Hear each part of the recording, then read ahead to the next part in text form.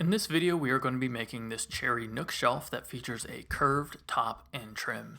To get right into it, we're going to break down these long pieces of cherry on the miter saw into more manageable pieces. The furniture in the girls' room right now is a mix of ash and a mix of cherry, and I have some of this gnarlier, kind of more wild looking cherry in there on one dresser and this more kind of clean cherry on another one.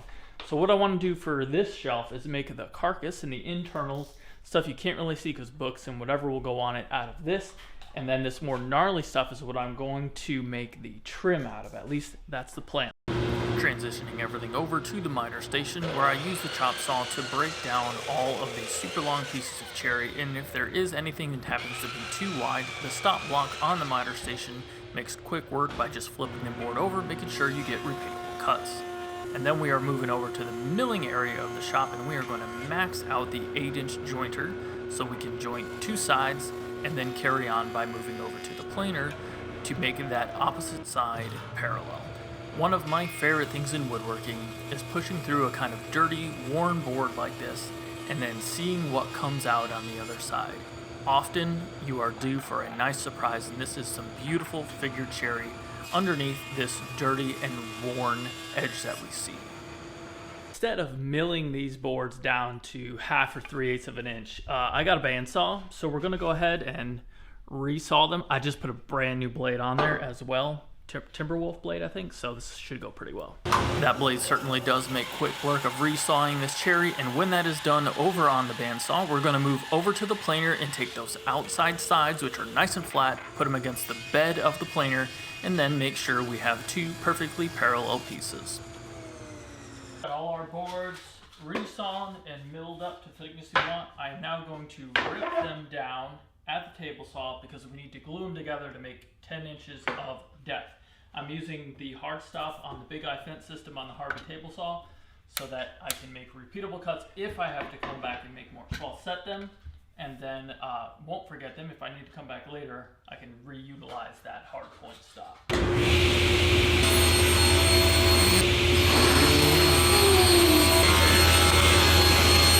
Quick work ripping everything down on the 4 horsepower Harvey table saw, it's over to the assembly station where we're going to be using some Bessie clamps to make sure we get everything glued up. And really all we're doing here is just stretching boards. It can be done, folks, with some glue and some clamps. Once those are dried, I do like to scrape things off with a paint scraper before moving back over to the planer to make sure we have everything perfectly flat and finally down to the final dimensions that we are actually after. And then we're going to find ourselves back over at the table saw where we are going to be using the Harvey miter gauge to rip everything down to its final lengths. And once that is done, it is time for assembly. For the assembly, we're going to be using wood glue. We're going to shoot some 23 gauge pin nails in there to make sure everything is held in place, but really the structure is going to come from these dowels. I'm using a brad point drill bit to make sure we get a nice clean hole drilled through there, applying some glue to the dowels, banging them home, and then using a flush cut saw to cut everything down nice and flush, and it did turn out very well. I don't feel like doing the math to do the circumference that I have right here, and it probably will be off because this may not be a perfect circle. So I'm just gonna do this, and I'll do it maybe 3 times, and I'll cut it there. Maybe I'll cut it a little bit longer because I can cut it short later. Once we got this marked to the length that we need, it's back over to the Harvey. A lot of work over there in this project where we're gonna cut that very, very close to its final length. But like I said, leaving it a little bit long. Now, how are we going to bend this? We are setting the blade depth to just below the thickness of this board so that there is a thin veneer left over after we make a whole bunch of cuts using the compass miter gauge. And there is a scale on here, a ruler on here, so we can index it the same amount every single time, which we are doing a 1/4 inch index, which leaves an 1/8 inch between blade cuts because the blade is an 1/8 of an inch thick. So in the end here we have an 1/8 inch air gap and we have an 1/8 inch of wood, and you can see a close-up right here of actually what we're talking about.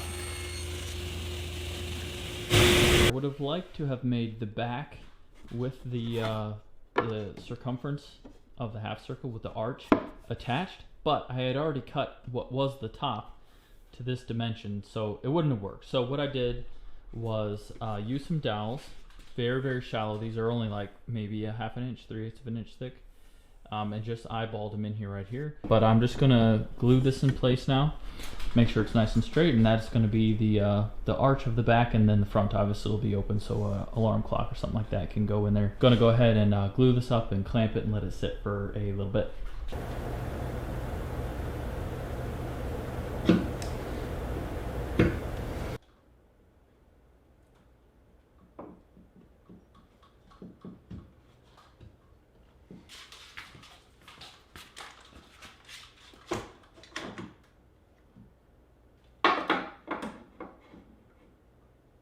Waiting for that setup, we're going to grab our darker cherry and make up our trim. Remember, we're going to have, you probably can't see the board on there, but we're going to have the arch finish here.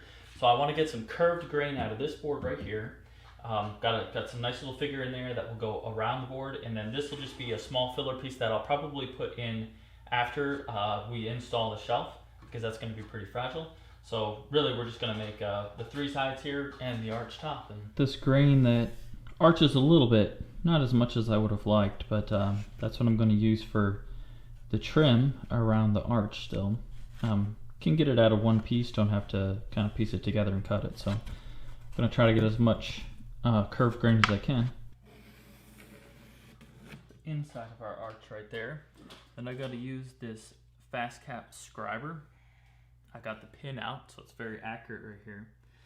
And I've already measured this or aligned this, did a little test here on another piece and made sure that's exactly where we wanted it to be.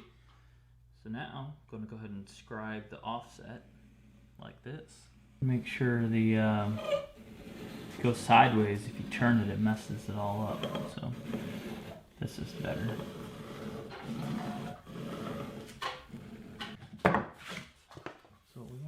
Once we got this top trim cut out, it's over to the bandsaw where we will make quick work of this curved cut. Bunch of work on the spindle sander, but I don't like to show you guys sanding because it's just the same. You stand there and do it. Once we have that cleaned up, I am using just the box itself to cut everything down on the miter saw to their final lengths and widths for the trim, and then we're going to assemble it with some spring clamps.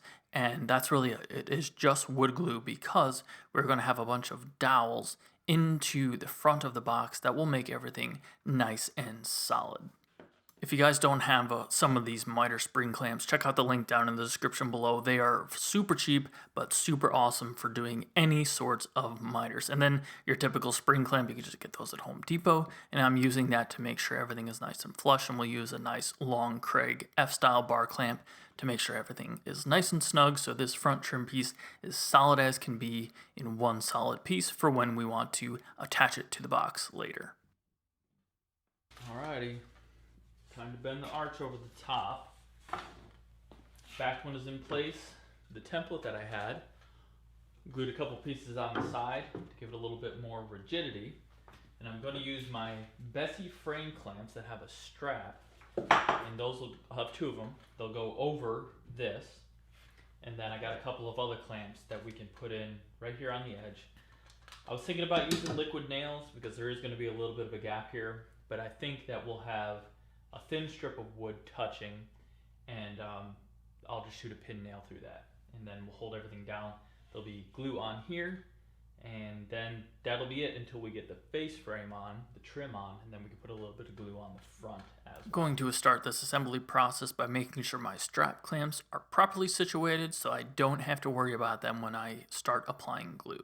Then we're going to apply the glue, and we're going to start by adding a pin nail with the top piece vertical so that we can get that first section as much glue bond as we can right there. And as you can see, this just kind of curves right over, and I'm not doing really anything special to make sure this happens. It's just that really thin veneer does bend quite well. Using the strap clamps, it pulls it down snug to the half moon circumference that we have up there for the top. And then I'm putting a F-style clamp across to make sure that we get everything nice and snug, and then a couple of pins shot on the other side. Check it out. Worked out pretty well. Everything seems to have set up very nicely. I want to glue this, and I want to put some dowels in here as well. Yeah, but it looks great. very happy with how it turned out here. So I'm gonna round this over, sand this up, sand everything up, and then we'll install this with some glue and dowels.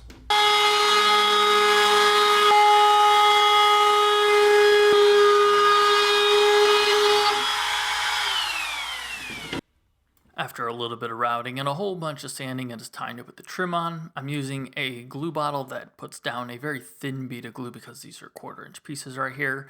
Applying some glue, clamping the face down very, very snugly in place before doing any dowels. And because we have that curved top, wanted to make sure everything is nice and flush, so just a whole bunch of clamps up there. And because of all those grooves that we have in the top, we're not actually going to put any dowels in the top there, so that is purely a glue joint. Now, just like the box assembly, all we're doing here, drilling with a brad point bit, adding some glue to the dowels, pounding them home, and then cutting everything flush, and it leaves a very, very nice looking accent on the front and very, very functional as well. Now we are finally done, and it is time for finish, and we're going to be doing the tried and true General Finishes in Duro polyurethane shot over some sanding seal. I'm using my Fuji T75G spray gun and applying 1 coat of sanding sealer and 2 to 3 coats of the Enduro clear polyurethane. As you can see, it's a beautiful finish every single time with this technique and the combination of the Fuji and the General Finishes. Money every time. I'd already cut out this hole before I built anything to see what was behind there. So we have a Cape Cod style house, and this is where the roof comes down. Basically, it's wide open behind here, which is why my daughter requested this for her birthday. So got everything pretty much where I want it. Just need to cut out a little bit more for the arch right here. And I do think I'm going to have to do a wee bit of repair on the drywall here before all is said and done.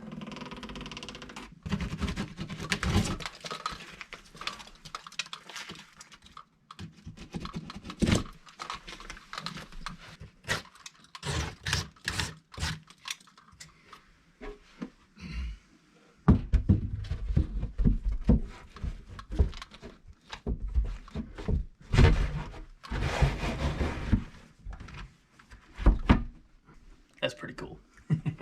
Definitely have to do maybe 1 inch of drywall repair on the top there. Very nice. Pretty much perfect. All right, got everything patched and more or less painted. By golly, do I hate insulation. Just everything about it. Just miserable stuff. I think we're mostly ready though.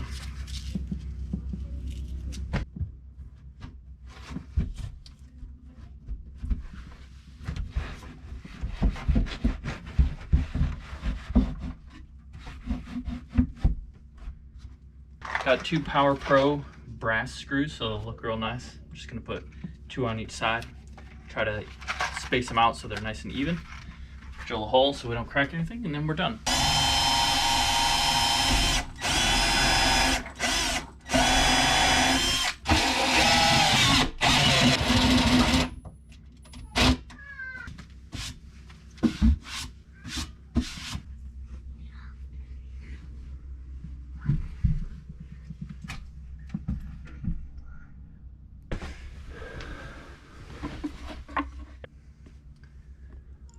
Alrighty, that's a wrap. It turned out pretty great. Drywall patch, not the best, but of all the things I can do, the things I can't do are drywall, not very good at soldering, and I can't give my wife compliments according to her. But this was a really fun little project. I'm really into doing the wood bending and kind of the finesse stuff right now, but it did turn out very nice. Like I said, this was for my daughter's 12th birthday. She asked for it. So what is a good dad gonna do besides whip that up? But anyway, happy birthday, Serafina. Dad loves you if you watch this video sometime later in your life. But for the rest of you, I'm DIY Tyler, and you guys have a good one.